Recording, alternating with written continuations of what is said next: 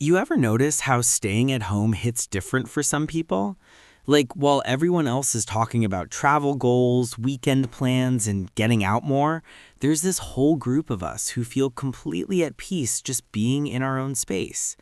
And maybe you've heard things like, you're too quiet, or you need to be more social, or don't you get bored staying home all day? But what if I told you loving your own company is actually a superpower, not a flaw? Today, we're breaking down the psychology behind people who genuinely love staying at home and why it might say something surprisingly positive about you. Let's start with this. People who love staying at home aren't avoiding others, they're just selective with their energy. There's a huge difference between being antisocial and being intentional. Most homebodies actually enjoy people, just in the right doses with the right people and the right environments. If you've ever gone out, had a decent time, and still came home thinking, man, I'm exhausted, you're not weird. Your brain is simply wired to recharge internally. Home isn't a hiding spot for you. It's a recharging station. And in a world where everyone is always on, that's something to be proud of. Here's something people forget.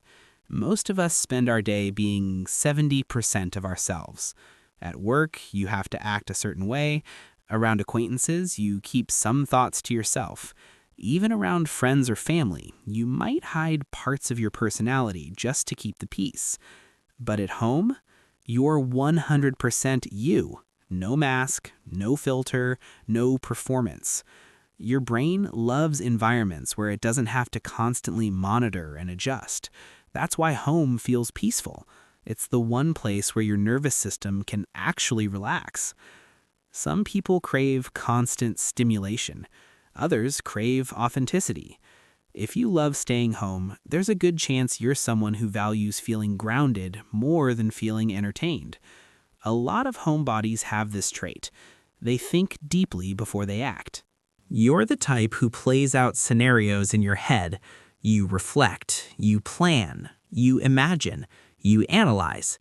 This internal processing style is powerful because it helps you make thoughtful decisions, but it also means the outside world can feel overwhelming when you haven't had enough pause time. So staying home isn't about avoiding life. It's about giving yourself the space to process it. And honestly, more people need that. This one might surprise you. People who love solitude tend to have stronger creative networks in their brain. Even if you don't consider yourself an artist, you probably daydream a lot, you think in vivid images, or you find comfort in hobbies that require imagination, like writing, designing, gaming, cooking, or building something. Creativity needs stillness. It needs time. It needs a space without judgment. That's exactly what being at home gives you. If you've ever had your best ideas at night, or in the shower, or when you're just sitting alone, that's not random. That's your brain doing what it's built to do, thrive in environments where it's not constantly interrupted.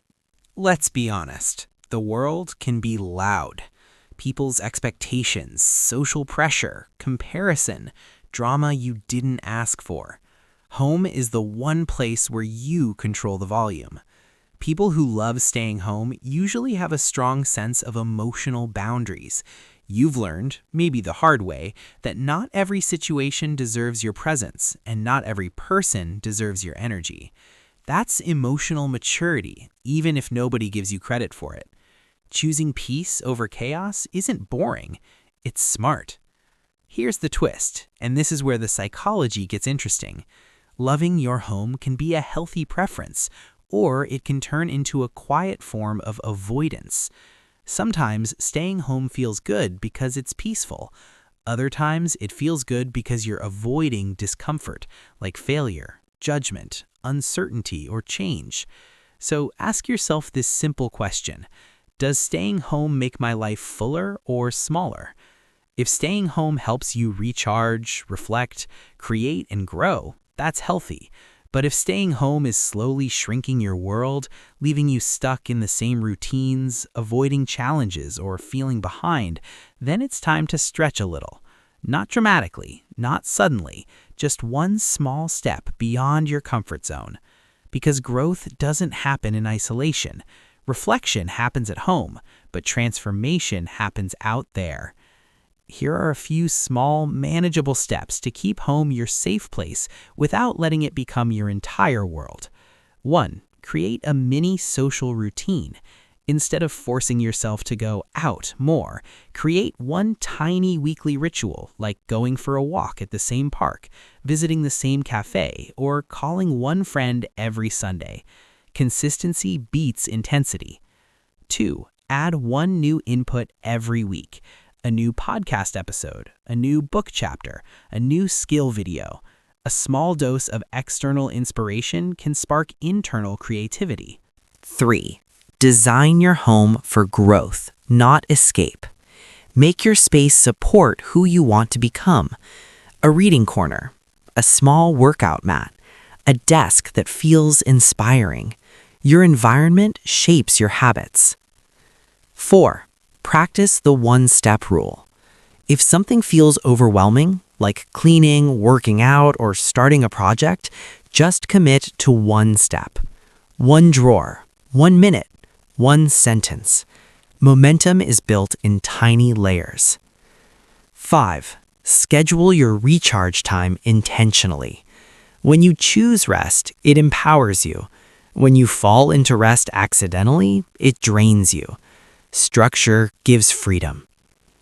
So if you're someone who loves staying at home, here's what it really means. You're selective. You're reflective. You value authenticity. You protect your peace. And you might be more creative and self-aware than you realize. Just remember, your home should be a foundation, not a cage.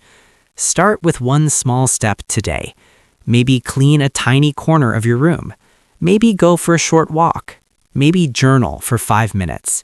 Nothing dramatic, just one action that reminds you you're growing, even quietly, even slowly. And if this video helped you feel understood, stick around. We're improving together, one honest step at a time.